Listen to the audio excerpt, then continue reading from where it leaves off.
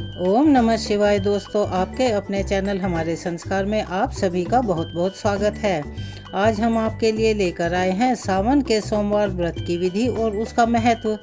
लेकिन वो बताने से पहले आप सभी से अनुरोध है कि हमारे चैनल को सब्सक्राइब करें, वीडियो को लाइक करें, ज़्यादा से ज़्यादा शेयर करें, बेल आइकन को भी दबाना ना भूलें।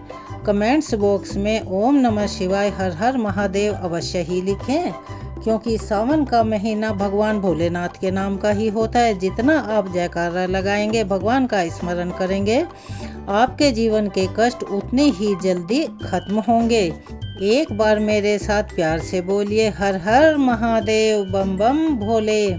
जैसा कि सभी जानते हैं, भगवान शिव का प्रिय मास है सावन, और इस मास में आशुतोष भगवान यानी कि देवों के देव महादेव शंकर की पूजा का विशेष महत्व बताया गया है।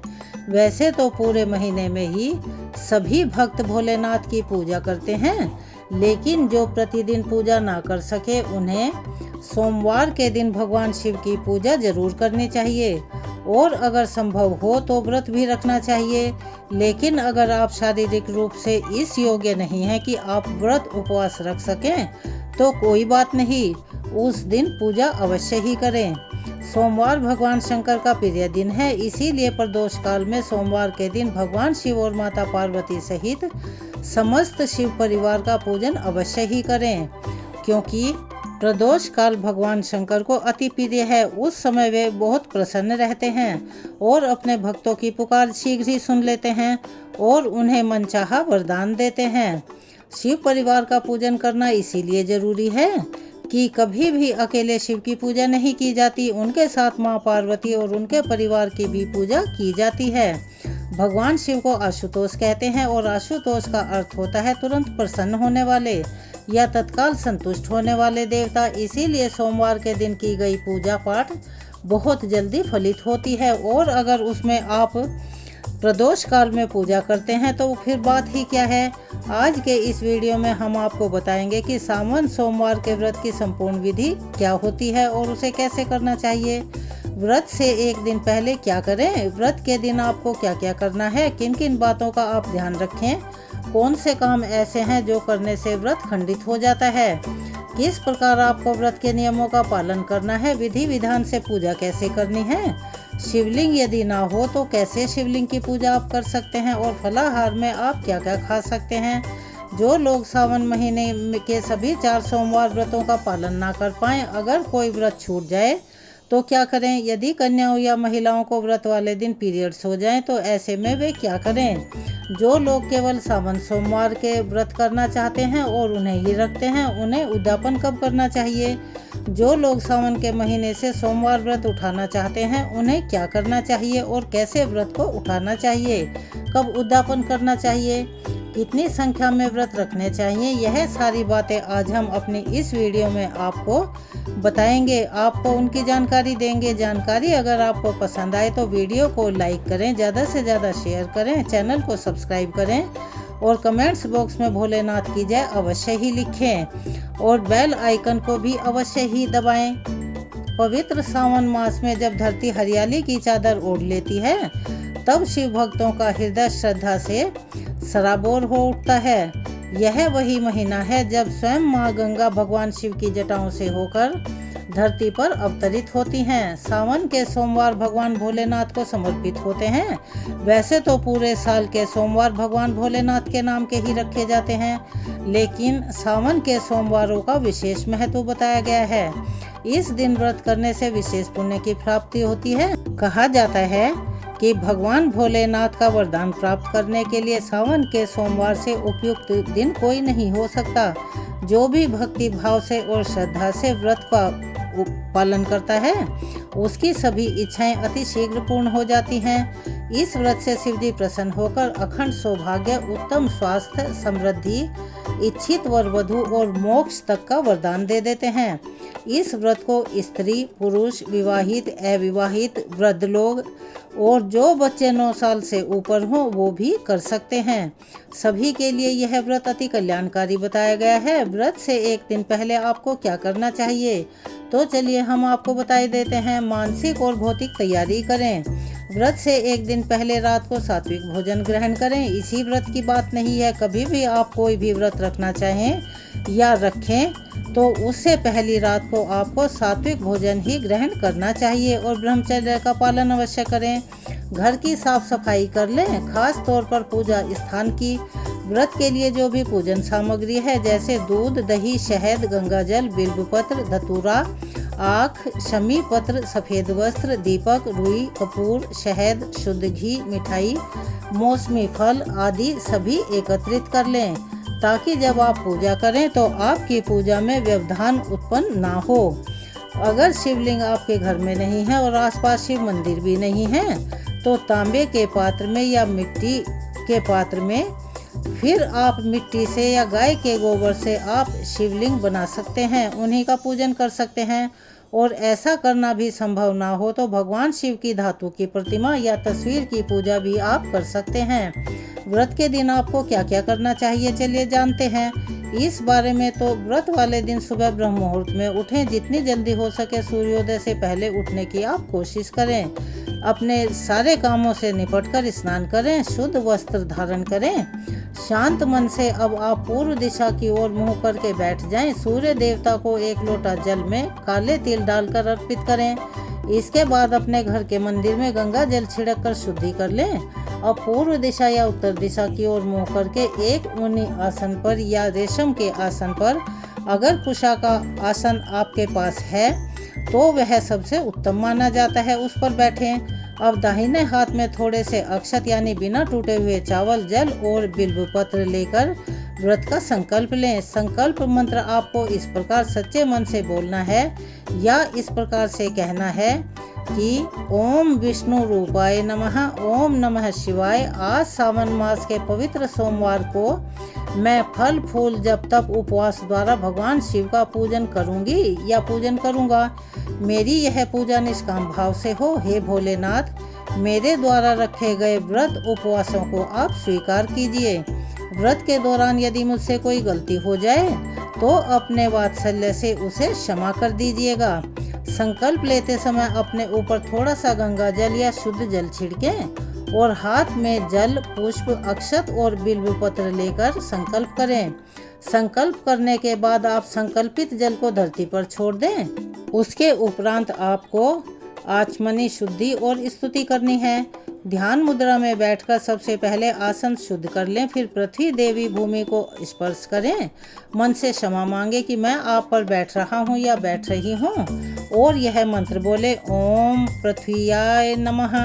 इसके बाद आचमनी करनी है। जब हम स्नान करते हैं तो हमारा शरीर पवित्र हो जाता है, लेकिन आचमनी करने से हम मन, वचन और कर्म से भी शुद्ध हो जाते हैं और भोलेनाथ की भक्ति या फिर उपवास के लिए तैयार हो जाते हैं। अगर आचमनी पात्र हो तो आचमनी पात्र से नहीं तो शुद्ध जल के लोटे से चम्मच से आप अपने बाएं हाथ से दाहिने हाथ में थोड़ा सा जल लें और इस प्रकार से कहें ओम अपवित्रो पवित्रो वा सर्वावस्थाम गतो अपि वह यह स्मरेत पुंडरीकाक्षम सह ब्रह्माभ्यंतम शुचः। इस प्रकार से करने पर हमारा अंतर मन भी शुद्ध हो जाता है। आप सबसे पहले भगवान शिव की स्तुति करें, ध्यान करें। ओम नमः शिवाय मंत्र का जाप भी आप कर सकते हैं क्योंकि इस मंत्र को सबसे उच्च श्रेणी का मंत्र बताया गया है। और अगर यह आप नहीं कर रहे हैं तो आप महामृत्युंजय मंत्र का जाप कर सकते हैं अगर आपको वो कंठस्थ है। अब आपको पूजा करनी है। अगर आप आसपास शिव मंदिर में जाकर शिवलिंग का पूजन कर सकते हैं तो बहुत अच्छी बात है, नहीं तो घर में भी पूजा की जा सकती है। शिवलिंग नहीं है तो जैसा कि आपको बताया गया है आप मिट्टी से या शुद्ध मिट्टी से बालू रेत मिलाकर या गाय के गोबर से भी शिवलिंग बना सकते हैं। पूरे दिन पूजा करने के बाद उसे आप अगले दिन सुबह पूजा करके विसर्जित भी कर सकते हैं। पंचोपचार विधि से पूजा की जाती है तो पंचोपचार यदि समय ज़्यादा हो तो षोडशोपचार विधि से भी पूजा कर सकते हैं। सबसे पहले भगवान को गंध चंदन अर्पित करें, फिर पुष्प, बेलपत्र, धतूरा, शमी पत्र, सफेद पुष्प भगवान को अर्पण करें। धूप दिखाएं, भगवान के समक्ष घी का दीपक जलाएं। घी का दीप यदि जलाने की सामर्थ्य न हो तो तिल के तेल का दीपक भी जलाया जा सकता है। अब भगवान को फल, मिठाई, गुड़, शहद, मौसमी फलों का जूस या मौसमी फल अर्पित करें। साथ में ही कुछ दक्षिणा भी अवश्य ही रखें, जिसका दान आप किसी योग्य निर्धन व्यक्ति को दे सकते हैं। आज के दिन शिवलिंग का अभिषेक भी किया जाता है। अभिषेक करते समय आपका मुंह पूर्व या उत्तर दिशा की तरफ होना चाहिए और इस बात का विशेष ध्यान रखिएगा कि अगर पंचामृत से केवल दूध या दही से आप अभिषेक कर रहे हैं तो तांबे के लोटे का प्रयोग आप भूलकर भी ना करें। तांबे के पात्र में रखा गया दूध, दही या पंचामृत विष के समान हो जाता है। भगवान भोलेनाथ ने समुद्र मंथन के समय जो विष ग्रहण किया था उसी को शांत करने के लिए भगवान के पूजा अर्चना में शिवलिंग पर जल से अभिषेक किया जाता है। अगर आपके पास पीतल का लोटा है तो उसका इस्तेमाल करें, नहीं तो स्टील का लोटा तो हर घर में मिल ही जाता है। यदि आप अभिषेक कर रहे हैं पंचामृत से तो सबसे पहले एक बार गंगा जल से अभिषेक करें, फिर पंचामृत से अभिषेक करें, फिर उसके बाद एक बार शुद्ध जल से अभिषेक करें और फिर चंदन आदि त्रिपुंड लगाएं। धूप दीप अर्पित करें। भगवान को जो भी पुष्प आदि हैं वह अर्पित कर सकते हैं। यदि अभिषेक नहीं कर रहे हैं तो एक बार शिवलिंग पर एक लोटा जल अवश्य चढ़ाएं और सच्चे मन के साथ ओम नमः शिवाय मंत्र का जाप करते रहें। इस प्रकार से आपकी सुबह की पूजा प्रारंभ होती है। अगर सुबह ज़्यादा समय है तो आप कथा का श्रवण कर सकते हैं, मंत्र, शिव चालीसा और आरती कर सकते हैं। कपूर जलाकर आरती उतारें। जो भोग आपने भगवान को अर्पित किया है उसे सुबह स्वयं ग्रहण ना करें, सभी लोगों में प्रसाद रूप में बांटें। दिन भर आप व्रत रखें। यदि सुबह से कम समय है तो केवल आप सुबह संकल्प लेकर और आरती करके व्रत प्रारंभ कर सकते हैं, लेकिन शाम को सूर्यास्त के 45 मिनट पहले और 45 मिनट बाद का जो समय है वह प्रदोष काल माना गया है। उस समय विधि विधान से पूजा अवश्य करें। व्रत के दौरान ओम नमः शिवाय मंत्र या फिर महामृत्युंजय मंत्र का यथासंभव जाप करते रहें। अगर हो सके तो 108 की सामग्री आप शिवलिंग पर अर्पित कर सकते हैं, जैसे कि 108 बेलपत्र, 108 पुष्प, 108 काजू, मखाने या 108 अक्षत शिवलिंग पर अर्पित कर सकते हैं। इसके अलावा 108 की संख्या में हरे साबुत मूंग भी भगवान को अर्पित कर सकते हैं।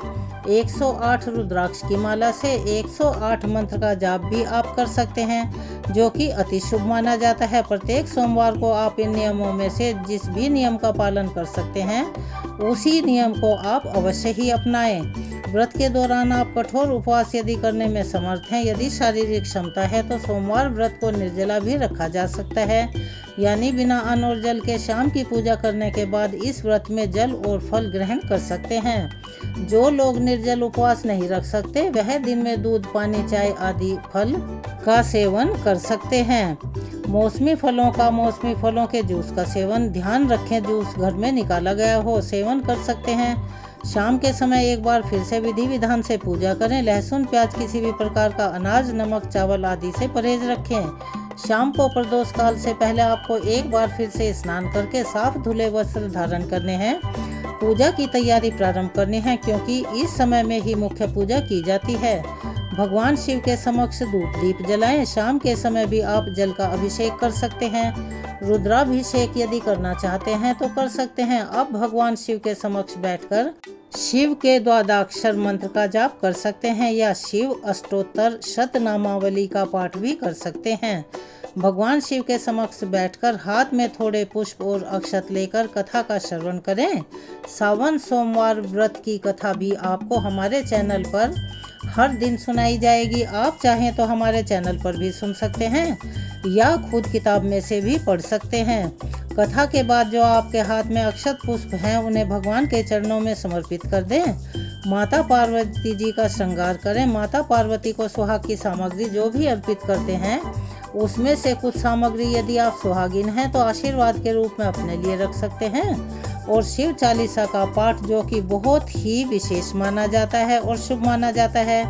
कोई विशेष मनोकामना है तो उसकी पूर्ति के लिए सच्चे मन से हाथ जोड़कर प्रार्थना कर सकते हैं। सबसे अंत में कपूर जलाकर आरती उतारें, क्योंकि कथा का श्रवण और व्रत का रखना आरती के करने से ही संपूर्ण माना जाता है, नहीं तो वो अधूरा रहता है। और भगवान को भोग लगाएं। शाम के समय जो लोग फलाहार में सेंधा नमक का सेवन करना चाहते हैं तो उन्हें पहले भगवान को भोग अर्पण करना चाहिए। खास तौर पर आप खोए की मिठाई या दूध से बने हुए कुछ भी व्यंजन आप भगवान को अर्पित कर सकते हैं। और उसके बाद शाम की पूजा करने के बाद आप शिवलिंग पर चढ़ा हुआ प्रसाद ग्रहण करके अपने व्रत का पारण कर सकते हैं। लेकिन ध्यान रखें, सोमवार व्रत में जहाँ तक हो सके अन्न का सेवन करने से बचना चाहिए।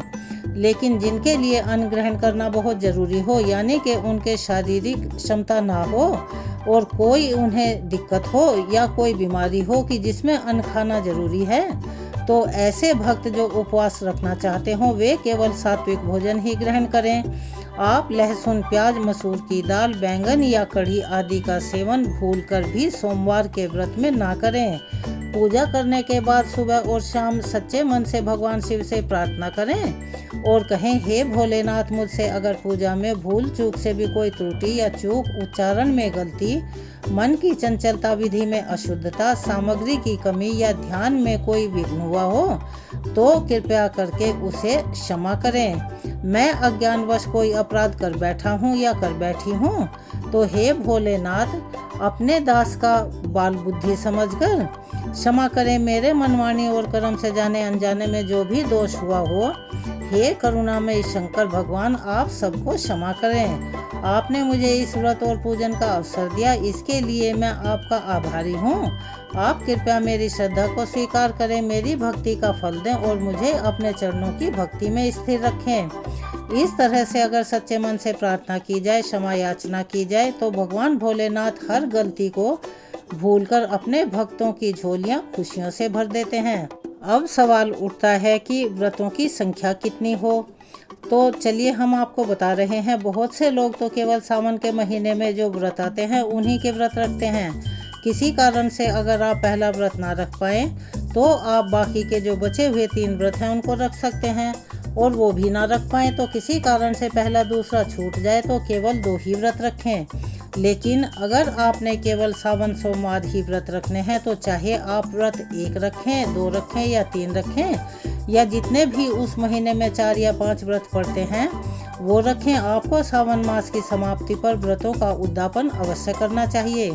जो अंतिम सोमवार होता है उसमें पूरा दिन उपवास रखने के बाद शाम को प्रदोष काल में पूजा करके व्रत का उद्यापन कर दें। अगर किसी सावन सोमवार में माताओं बहनों को पीरियड्स आ जाते हैं तो ऐसी अवस्था में व्रत को बीच में अधूरा नहीं रखना चाहिए। व्रत तो आपको रखना चाहिए, लेकिन उस व्रत को गिनती में नहीं गिना जाएगा और आप व्रत के सभी नियमों का पालन करें। बस मानसिक रूप से पूजा करें। मोबाइल आदि के माध्यम से कथा का श्रवण कर सकते हैं, क्योंकि आजकल डिजिटल युग है। आप किसी भी माध्यम से इस चीज़ को सुन सकते हैं। मंत्र जाप कर सकते हैं, दूसरे के हाथ से प्रसाद भी ग्रहण कर सकते हैं। स्वयं से पूजा नहीं करनी है। अगर घर में कोई दूसरा व्यक्ति है तो आप उससे पूजा करवा सकते हैं। बहुत से श्रद्धालु सावन के महीने से 16 सोमवार व्रत भी प्रारंभ करते हैं, तो आपके मन में एक प्रश्न जरूर उठता होगा, खास तौर पर माताओं और बहनों को, कि किस कारण से अगर आपका कोई सावन सोमवार व्रत छूट जाए या 16 सोमवार का आपने संकल्प लिया है, कोई व्रत आपकी गलती से टूट जाए, आप ना रख पाए, उस दिन व्रत या पीरियड्स के कारण व्रत ना रखा जाए, आप यदि घर से बाहर हों, तो क्या ऐसी स्थिति में आपका यह व्रत खंडित माना जाएगा? तो चलिए हम आपको बताई दे रहे हैं। कभी भी अगर ऐसा होता है कि आप किसी सोमवार का व्रत ना रख पाए तो उससे अगले सोमवार को व्रत अवश्य रखें। व्रतों की संख्या 16 ही होनी चाहिए। जब आप व्रत का उद्यापन करें तो जितने व्रत आप नहीं रख पाए हैं उतने व्रत आपको अलग से रखकर फिर व्रतों की गिनती और उनका उद्यापन करना चाहिए। विवाहित महिलाएं अगर 16 सोमवार का व्रत करती हैं तो सौभाग्य अखंड बना रहता है। अविवाहित कन्याएं अगर सोमवार व्रत में शिव विवाह कथा का पाठ करें तो विवाह के योग शीघ्र बनते हैं। इसके अलावा एक बेलपत्र पर ध्यान रखें। 3 पत्ती वाला कम से कम बेलपत्र होना चाहिए, जिस पर चंदन से ओम नमः शिवाय यदि लिखकर भगवान शिव को अर्पित किया जाए तो जो भी अविवाहित लोग हैं उनके विवाह के योग बनते हैं, उन्हें अच्छे गुणों वाले जीवन साथी की प्राप्ति होती है। जिनका दाम्पत्य जीवन बहुत ज़्यादा कड़वाहटों से भरा हुआ है तो उनका दाम्पत्य जीवन भी भोलेनाथ और माँ पार्वती की कृपा से सुखी हो जाता है। कोशिश करें हर सोमवार व्रत को आप अपने हाथ से गरीबों को भोजन करवाएं या फिर दान दक्षिणा अवश्य ही दें। कोई भी व्रत दान दक्षिणा के बिना पूरा नहीं माना जाता। दान दक्षिणा अवश्य ही देनी चाहिए, लेकिन इस चीज़ का ध्यान रखें जितनी आपकी सामर्थ्य हो दान भी उतना ही करें और दक्षिणा भी उतनी ही दें, क्योंकि सामर्थ्य से ज़्यादा दिया गया दान कई बार परेशानियों का सबब बन जाता है।